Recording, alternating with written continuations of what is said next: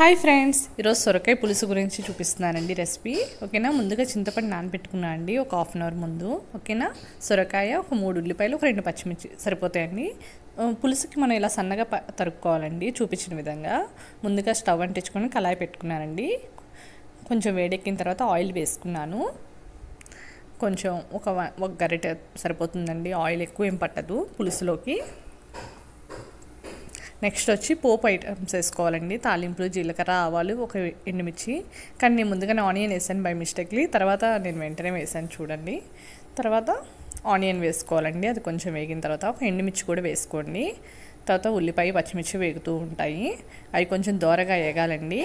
మనకు తెలుసు కదా ముందుగానే సాల్ట్ యాడ్ చేసుకుంటామని, అంటే నేను అన్ని వీడియోలో చెప్తున్నాను కాబట్టి నేను అది రొటీన్గా ఎందుకని చెప్పానండి.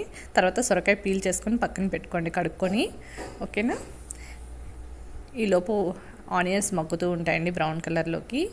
తర్వాత మనం సొరకాయని సన్నగా తరుక్కోవాలండి చూపించిన విధంగా. మనకి సాంబార్లోకి ఎలా తరుక్కుంటాం అలాగా అనమాట, సన్నగా. ఎందుకంటే పులుసు కదండి, అప్పుడు ముక్కలా తింటే బాగుంటుందన్నమాట పీస్ కింద. సో అది వేగిన తర్వాత ఈ సొరకాయ ముక్కలు కూడా దానిలో యాడ్ చేసేసుకోండి. కొంచెం మనం సాల్ట్ యాడ్ చేసుకోండి మళ్ళీ కొంచెం, ఎందుకంటే సొరకాయకి కొంచెం ఇది అవ్వాలి కదా. సొరకాయకి కూడా కొంచెం ఉప్పు పడితే బాగుంటుంది కదండి, తొందరగా ఉడికిపోతుంది. ఈ లోపు లిడ్ కూడా పెట్టుకోవచ్చండి, ఆవిరి పట్టి కూడా తొందరగా ఉడికిపోతుంది అనమాట. ఓకేనా. సింపుల్గా అయిపోతుందండి సొరకాయ పులుసు, చాలా బాగుంటుంది అనమాట టేస్టీగా. దీనిలో వాటర్ కంటెంట్ ఎక్కువ ఉంటుంది కదండి, సో మనం ఎక్కువ సేపు ఉడకబెట్టక్కర్లేదు. ఓకేనా. తర్వాత ఒక టమాటా తీసుకున్నానండి. చూపించిన విధంగా సొరకాయ వేగిన తర్వాత ఒక టమాటా యాడ్ చేసుకోవాలండి. పులుసుకు కంపల్సరీగా టమాటా ఉంటే బాగుంటుందండి, ఆ టేస్టే వేరు. కొంచెం ఇంట్రెస్ట్ ఉన్న వాళ్ళు అల్లం వెల్లుల్లి పేస్ట్ అలాంటివి కూడా యాడ్ చేసుకోవచ్చు, కానీ నేను తక్కువ అనమాట. గరం మసాలా అలాంటివి కూడా యాడ్ చేసుకోవచ్చు, కానీ నేను యాడ్ చేయలేదు. ఎవరికైనా ఇంట్రెస్ట్ ఉంటే అలా కూడా యాడ్ చేసుకుంటే బాగుంటుంది. ఓకేనా. తర్వాత కొంచెం పసుపు యాడ్ చేసుకోండి. టమాటా మగ్గిన తర్వాత నేను బెల్లం యాడ్ చేసుకున్నాను అండి. పులుసుల్లోకి బెల్లం ఉంటే బాగుంటుందండి.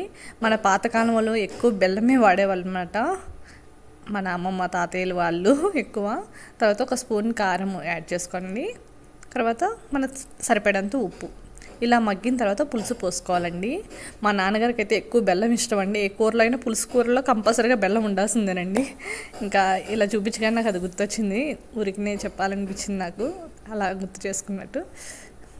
అదండి.